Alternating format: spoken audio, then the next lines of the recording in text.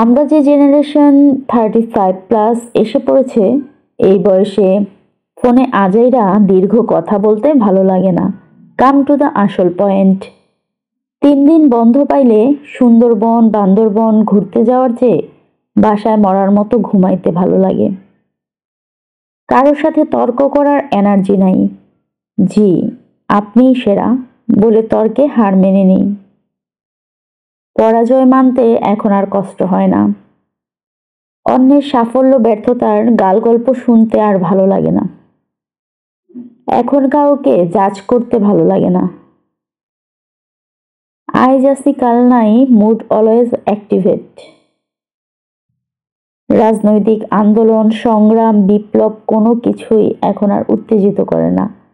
প্রায় মনে হয় যাহাই লাউ তাহাই পটল। ফোনের রিংটোন আর ভালো লাগে না। সাইলেন্ট ভাইব্রেশন থাকে সারা বছর।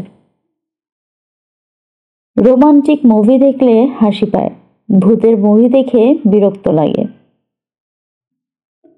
পকেটে টাকা থাকলে মন ভালো থাকে। সরাসরি গালি দেওয়ার চাইতে মনে মনে গালি দিতে শান্তি লাগে।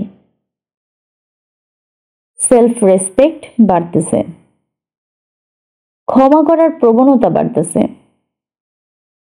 হইচই নাচাগানা পার্টি ভালো লাগে না। চুপচাপ এক কোণে দাঁড়াইয়া অন্যদের রং তামাশা দেখতেই বেশি ভালো লাগে।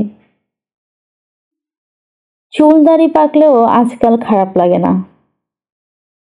নিজের আনন্দের চেয়ে সন্তানের আনন্দ অধিক সুখ দেয়। বয়সের সাথে সাথে ভালো লাগা জীবনের সবকিছুই পরিবর্তন হয়ে যায়। আমার চ্যানেলের পাশে থাকুন, চ্যানেলটি অবশ্যই সাবস্ক্রাইব করবেন। ধন্যবাদ।